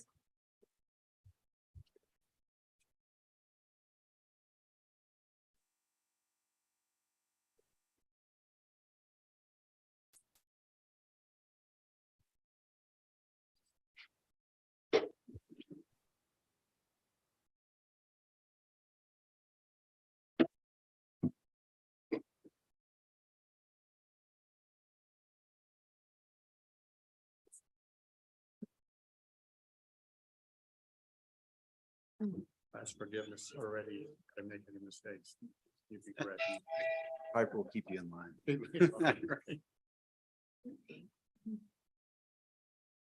Okay, Bob, do you wanna take over? Yep. Okay. Last project on our agenda is, the project title is Bench. Summary, consideration of an application. Small scale addition in the historic residential zone district. Contain less than 2,500 square feet floor area. For LUC 7-203 A1B3 and B. And small scale repositioning of a rated PHAS primary structure per 7-203 A3B4. Legal description is parcel B. Parcel B, Goldworthy minor subdivision, town of Telluride, according to the plat record in the plat book 1 at page 835, County of San Miguel, State of Colorado. Address is 115 West Galena Avenue. Zone district is historic residential. Owner is the No Quarter Trust. Applicant is Chris Hawkins of Alpine Planning LLC and Tommy Hine Architects. Staff member is John Wenzel, Historic Preservation Director. I'll begin with the staff presentation. Thank you, Chairperson Mather. So we received a public comment today from Scott Halstead. Did you all have a chance to read that via email? Yes. And then I just placed one we received late today at your desks. Have you had a chance to read that one from Mark Shambaugh? Okay. So this supporting rated house is located on the north side of West Galena Avenue between Pine and First Streets. It was built around 1898. The house retains a high degree of historic integrity despite several small additions that were built after the period of significance. The Sanborn maps show the footprint of the house did not change much during the period of significance. However, the small stoop or porch at the southwest corner was enclosed between 1904 and 1908. I don't know if you can see it on the screen. The maps are in your packet and I'll refer to this again in a minute, but this tiny little porch at the corner. On the left-hand side. Do you see where my pointer is? On the alley. It's The floating around. 1904. On the alley side. Yes. Okay, thank you. So the project proposes the following. To first reposition the house to the east 3 feet, to the south 3 feet 2 inches, and to raise it 3 feet. Next, to make alterations to the supporting structure and removal of the non-historic additions. Also to construct a 683 square foot garage addition and a new 1,793 square foot basement. So instead of going through each of the conditions like I normally would, I'm going to speak to staff's general concerns with the proposal in relation to the rehabilitation standards, and then I will speak to my recommendation specifically. So first is to reposition the house to the east 3 feet. The survey shows, I can blow this up a little bit. The survey shows that the house sits about 15 inches over the property line into the alley. So on this survey, the red line is the west wall of the house and the blue line is the property line. So the proposal is to reposition the house 3 feet to the east to situate it entirely on the private property. Staff finds that this repositioning is appropriate and consistent with the rehabilitation standards, as it will contribute to its preservation to get it out of the alley. Repositioning it to the south, 3 feet 2 inches, is not supported by the rehabilitation standards, which encourage that the historic structure be preserved in its original location on the site, unless required for its preservation, as I mentioned, with the positioning to the east. And then lifting the house of 3 feet above its current grade is not appropriate. We often see proposals to lift a house 6 or 8 inches to raise it above flood debris or modified grade. But 3 feet is excessive and will significantly alter the relationship of the house to the site.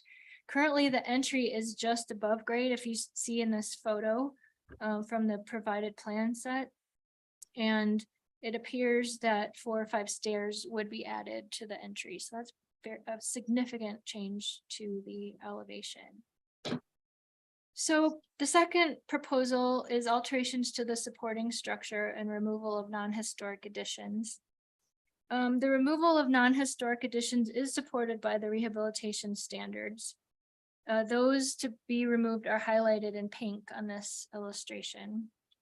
I do question the removal of the enclosed porch at the southwest corner, which I mentioned just a moment ago when we were looking at the Sanborn maps, because it appears from the Sanborn maps that it was enclosed during the period of significant, sometime between 1904 and 1908. And so it appears that this enclosed area should be preserved as it is. I'm also concerned that the southernmost chimney is to be removed, and I have seen no evidence that it is not historic. The other chimney is to be preserved. I think unless we see evidence that it's not historic, they both need to be preserved. Regarding the alterations to the supporting structure, those include a new dormer on the historic gable that faces the street, adding a rooftop deck and skylights to the historic shed roof on the west that faces the alley, adding a new window and door opening which are visible from the public way, and raising the height of the retaining wall along the alley significantly. And none of these alterations are supported by the rehabilitation standards. Proposal number 3 is construction of a 683 square foot garage addition. The addition itself is small compared to other additions we've seen, but the rehabilitation standards encourage the use of a detached garage, first of all, or if it's attached, the connector should be small, respecting the height, mass, and scale of the historic building. On rated structures, HARC typically expects to see a 1-story connector. And then proposal number 4 is construction of a new 1,793.3 square foot basement. This property is located in flood zone AO, which is in the Cornet Creek floodplain.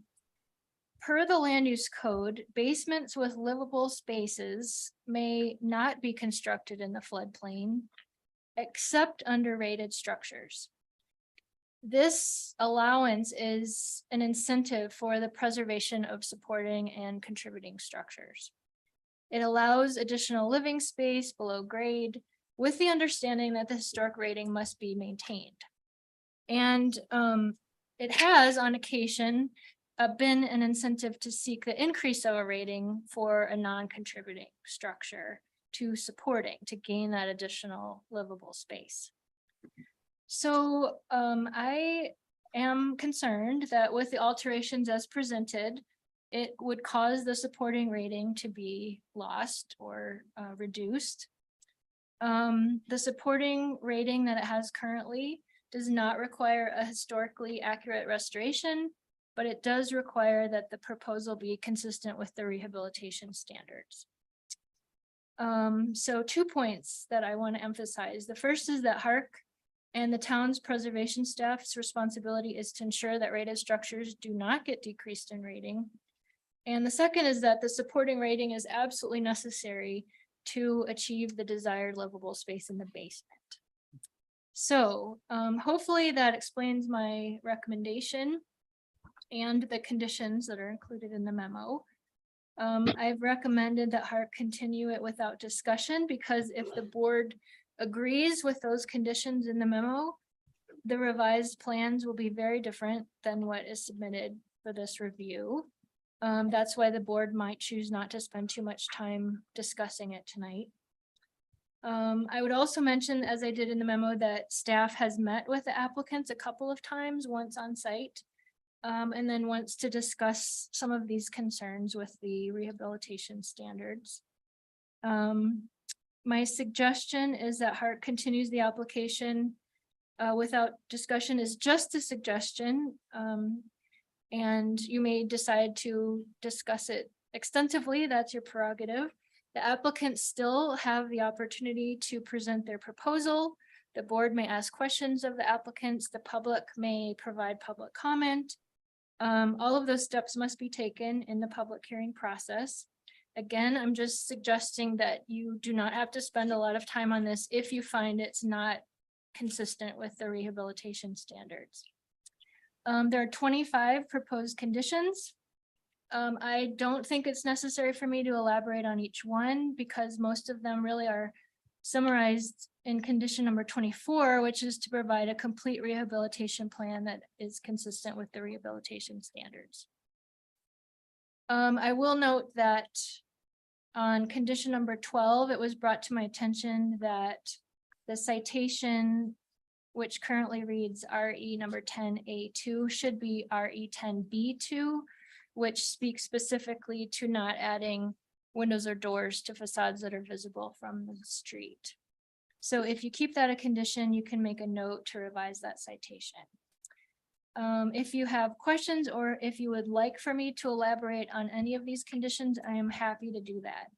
And Tommy Hine and Chris Hawkins are here as the applicants. Stacy's still here in the room with us as well, if you have questions of them.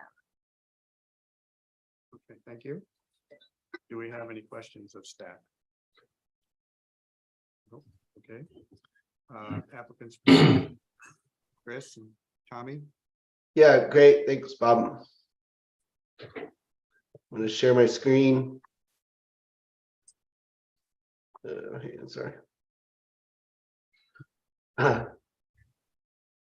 So John went over the site conditions great in understanding its current position. We did want an opportunity just in general we agree with a lot of the conditions and understand them, but there are some we would like to get some level of discussion tonight in direction. Just wanted you to understand a little bit of the context because right now it's about an 18.7 foot front setback on the home, and we did look at the design of this extensively on the Sanborn maps all the way through.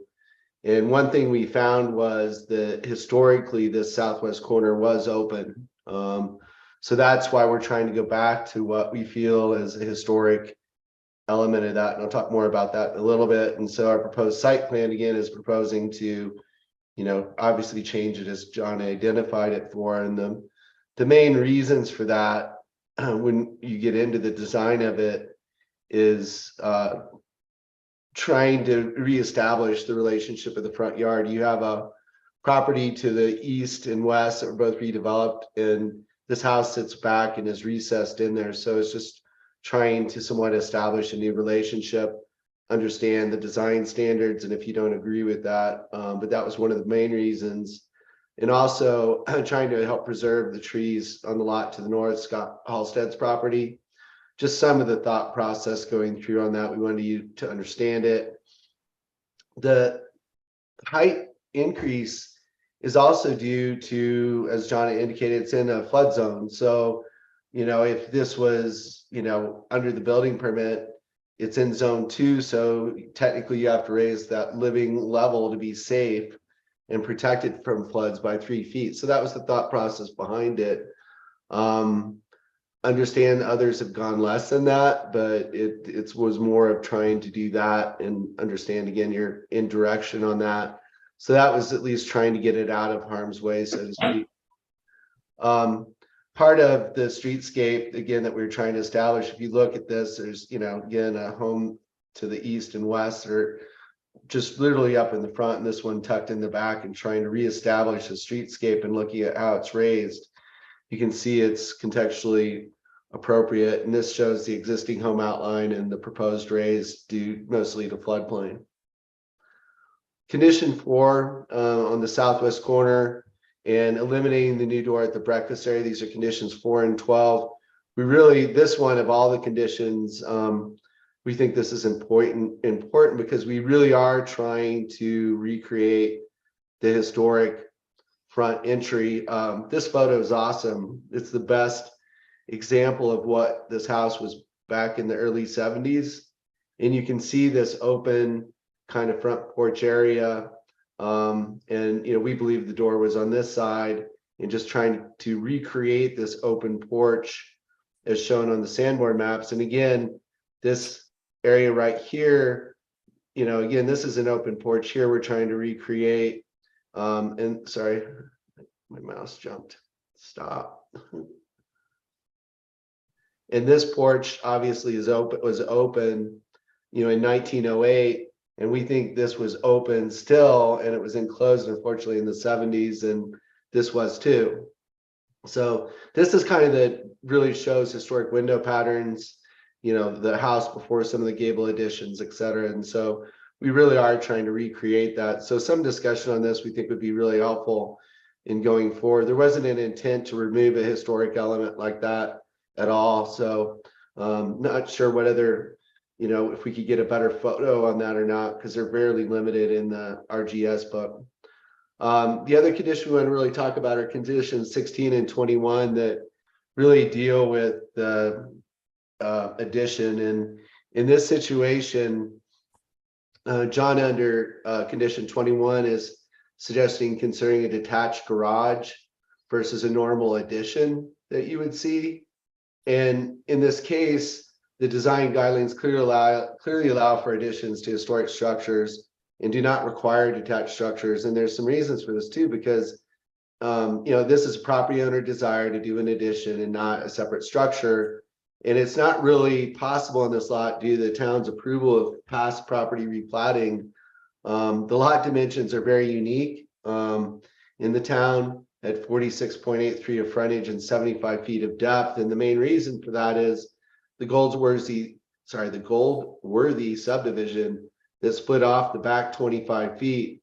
Historically, the grid would have been north-south. I don't think the subdivision would be approved today because you would have kept that kind of historic depth. And then if it was there, then you would have room for detached structures and things like that. Instead, this was split off to what some could argue is a grid-like structure lot, but it really made these more squarish than grid. And so it leaves a very limited room for, you know, removal of the non-historic addition in the back and having an addition back here. So any, you know, kind of addition really needs to look at attachment to the house and can't be a separate structure.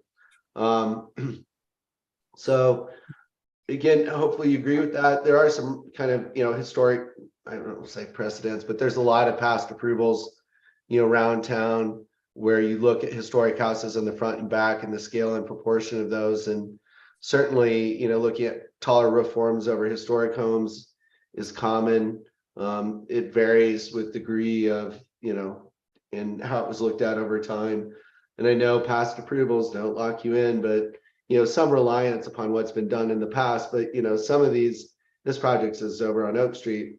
It's a very appropriate, you know, addition to a historic rectangular home to allow for reasonable use. And this is the same one on Oak Street. The Ranta building, maybe not the best example today, and you know, that's a commercial context, but again, look at those alterations and across the street, again, an addition on the back. So we feel there's plenty of examples out there where we could propose the addition instead of having a detached structure. And as I indicated earlier, we agree with those other conditions and would really like to talk more about those conditions where we feel like we're really trying to recreate a historic porch and, you know, raise the height to, you know, protect the structure and relocate it right, for the reasons as stated. So really appreciate John's time and thought and your time this evening. So Tommy, you want to make a few more comments and I'll go to some of the drawings? Yeah, I mean, I guess you could go to the, I guess the streetscape, or the site plan, I think helps a lot. I just want to explain to everyone. So one of the biggest obviously there's many challenges. As the alley rises, you start to really be affected by your garage access. So it's very tricky. The further you go back on the site in terms of getting the garage access to the alley, the higher you go, the more like the garage becomes like a half level, so to speak, above kind of the main living level. So that was a concern of ours.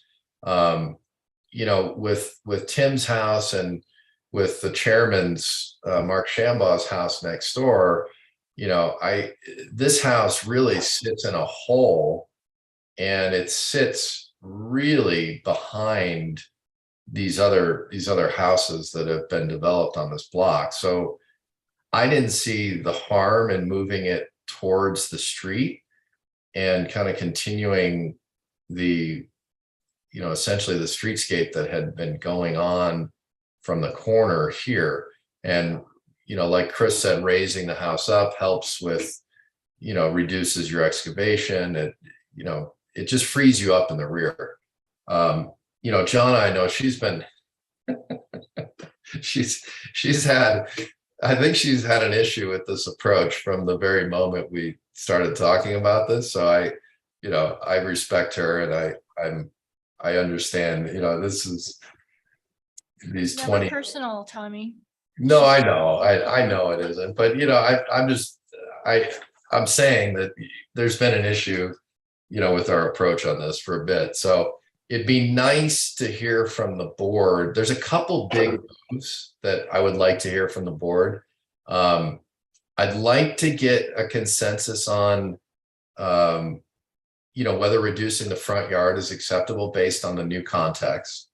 I'd like the board to talk about whether they think the 1.5 stories or some kind of connector that's below, you know, not seen from the street is acceptable, or if they are dead set on the 1-story type of connector. And what was the other thing I needed? That front southwest porch. Oh, and the front porch. And John, I'm not, you know, this was just our interpretation. If everybody agrees that we should keep that corner and have that door facing south, you know, I'm okay with that too. This was just, I thought we were all on the same page with this corner. So if we're not, I guess I'm okay going either way. And what was the other one?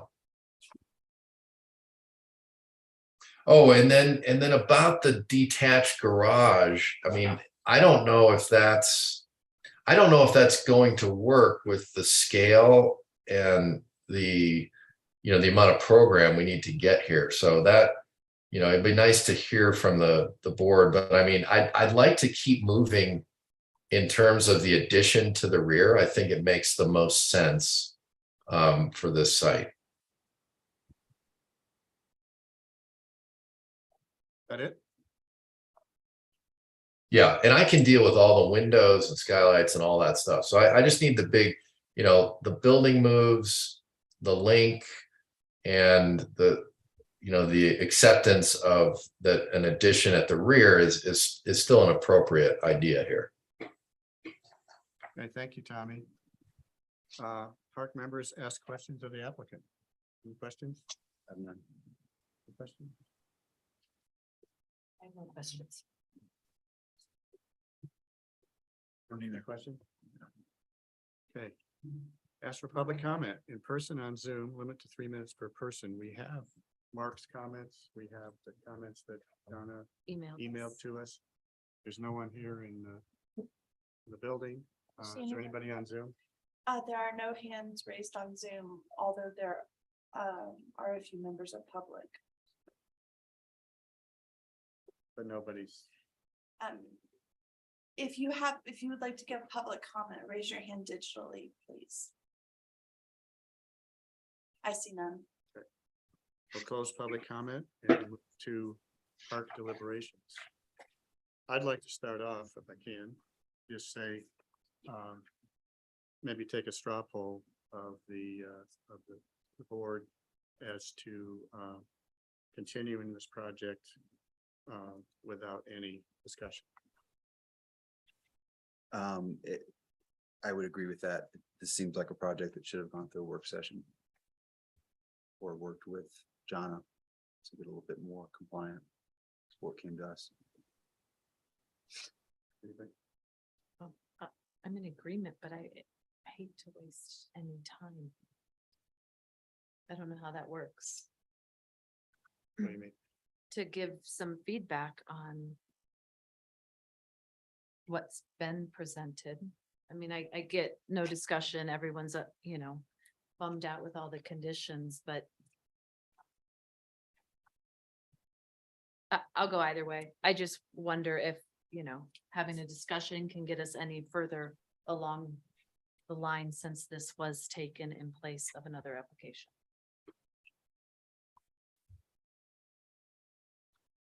That's my comment. I'm only one of four. Okay. Yeah, I mean, they're asking for feedback. And like I said, I don't want to sit here and talk about all of them, but some of the important ones, I think we can kind of highlight those and maybe give them a little bit of direction on where we would like for them to go. Well, and I don't think we have to spend a half an hour if everyone just had a couple strong comments to get them further down the road. Okay. It's here, right? I just, can I ask you a question? Am I allowed to do that? On taking the structure from a supporting to a non-contributing at all? Is that done by the person who does our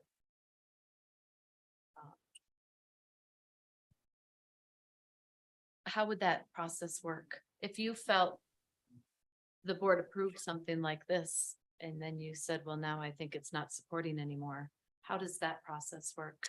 It would be revealed in the survey that's done every about 10 years. But they would Typically, have living underneath, and then it wouldn't be supporting. I guess I'm just wondering how that process would have worked. So, any alterations that are made in the interim between surveys are taken into account when the survey is done the next time. So those would be obvious by this approval. Right, and I'm in agreement with you on Yes. those comments on the historical structure. The survey would be done by a consultant, by a third party. It is not up to me. It would ultimately come back to town council for approval. But the goal is not to allow structures to go down in rating. If at all possible, we want them to go up in rating. And So, I'm in complete agreement. I Okay. was just curious on Yep. how that process would work. We're about due, aren't we? yes. What was your take on it, Rob? Well, I thought we should continue it without discussion. There's enough direction, I think, in the comments from Jonna that they need to take this back to the drawing board and come back with a project that more closely aligned itself with the conditions of approval. The conditions that John has pointed out. In the rehabilitation, I think that's. I think it's there. Yeah. I think there's clear direction. Okay, Okay, you want to make a Okay. motion? Sure. Let's talk about dates. We got April 19th and May 17th. Staff has no preference, but the applicant might. We asked, Chris, Tommy, do you have a preference of April or May? Oh, we'd like March. Oh, man. I'm not here. in Oh. April. Yeah, it's, Oh, oh, So that's pretty yeah, you're important. stuck with the four of us. yeah. Actually, I might not be here in April either. So Let's do the May. let's make it May. May or March? Why are we talking May? May are the two dates that staff gave us, April 19th and May 17th. Sounds like Bob and possibly myself are not going to be here in April. No, I'm talking about March. Can we do March, Jonna? March is probably already full. This, given the number of conditions, is this something that could be turned around and resubmitted to us within the next Week. 2 weeks? Absolutely, no problem. I move to continue to the May 17th, 2023 HARC meeting. The final small scale addition and small scale repositioning to the supporting structure THAS 5SM 1759 at 115 West Galena Avenue, parcel B, block 25, town of Telluride, based on the staff memo dated January 18th, 2023, and with the following conditions 1 through 11 as stated. Number 12, the first reference to be revised to say RE 10 B.2. Condition 13 through 25 as stated. This motion is based on evidence and testimony provided at a public hearing held on January 18, 2023, with notice of such hearing provided as required by the Telluride Land Use Code. Do I have a second? I'll second that motion. All in favor? Matt? Matt, Yes. Bob, yes. Yes. Andrew, yes. All right, thank you.